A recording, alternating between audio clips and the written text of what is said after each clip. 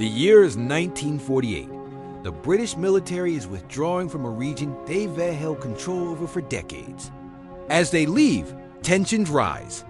Several surrounding Arab nations are outraged, not because the British are leaving, but because they're re-handing the land over to a people they believe have no rightful claim to it, the Jews.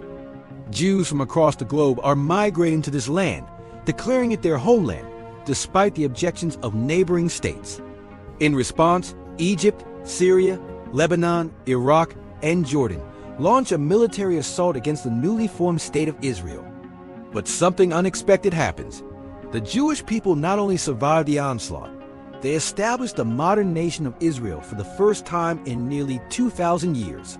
Despite many subsequent conflicts, this nation still stands today. What's astonishing is that this wasn't entirely unforeseen. Some individuals had anticipated the Jewish return long before it became plausible. Why? Because they believed in a prophecy from the Bible, found in the Book of Ezekiel.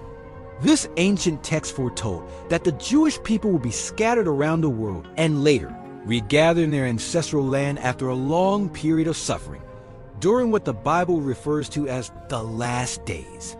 But that's only the beginning. Chapters 36 and 37 of Ezekiel describe the return of the Jews to their homeland, exactly what we witnessed in 1948. But chapter 38 takes it further. It foretells a future coalition of 5 nations that will rise against Israel in a major war, a battle that occurs after the Jews have returned to their land, meaning it could unfold at any time. Ezekiel even states that Israel will become prosperous, and this prosperity will attract other nations to invade and seize its wealth. The 5 nations named in the prophecy are modern-day political players, nations that frequently make headlines alongside Israel. Now, let's examine this prophecy in detail, starting from verse 1 of Ezekiel 38. The passage introduces a figure called Gog from the land of Magog. Gog isn't a personal name, but a title like ruler or commander. Magog refers to a territory north of Israel, known today as Russia. That would make Gog the current leader of Russia. While we can't say definitively that this is Vladimir Putin, if the prophecy were to unfold today, he certainly fits the description. The prophecy says God will put hooks in Gog and jaw and draw him into war, implying that this leader may be forced into conflict against his will. Interestingly, Russia is already deeply involved in Middle Eastern affairs and has developed strong ties with Israel's enemy, Iran. Iran is actually the first country listed in the prophecy as joining Russia in the assault. The Bible refers to Iran by its ancient name Persia. Even today, Iran funds and arms groups like Hamas and Hezbollah and has fired missiles at Israel directly. On top of that, Iran and Russia have signed cooperation deals and conducted joint military drills. This connection would have seemed impossible 3,000 years ago, when the prophecy was written, during a time when Jews were in exile and Persia and Magog were rivals. Next in the prophecy is Cush, a region often mistranslated as Ethiopia, but which more accurately refers to present-day Sudan. Sudan has long been hostile toward Israel, but has recently developed stronger ties with Iran and Russia, even permitting Russia to build a naval base on its coast. Libya is also on the list. They too have collaborated with Russia by hosting military equipment and air defense systems. The final country is called Gomer and the House of Togarmah, believed to be modern-day Turkey. Turkey has frequently condemned Israel and has also forged ties with Russia and Iran. All 3 nations have even cooperated in Syria, a country that borders Israel directly to the north. Now here's the key point.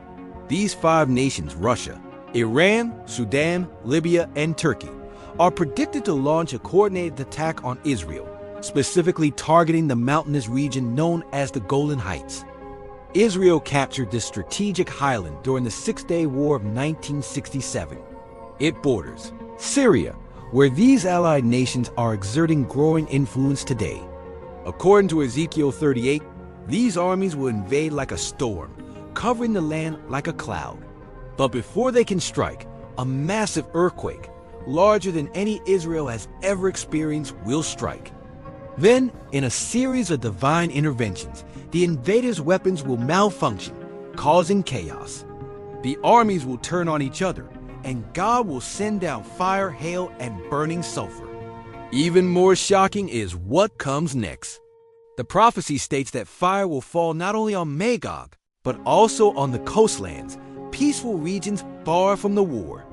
Though the text doesn't specify these locations, some believe this refers to a broader judgment, possibly even a nuclear exchange affecting multiple nations. In Ezekiel 39, the aftermath is described in detail. Unlike any other biblical war, the land is left untouched for 7 months before cleanup begins. Then, a two-team effort is employed.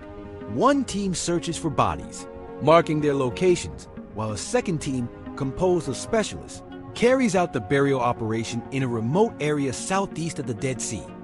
This process oddly mirrors what modern nuclear cleanup might involve: delayed action, specialized personnel, and burial away from populated zones. Could Ezekiel be describing a post-nuclear environment thousands of years before such technology even existed? Another major event follows the failed invasion: a spiritual awakening. Many Jews recognize God's protection and turn to Him. From a Christian perspective, this could mean a significant number of Jews coming to faith in Jesus Christ. Since this prophecy is said to occur in the last days, many believe it sets the stage for the rise of the Antichrist, a figure whose identity remains a topic of debate.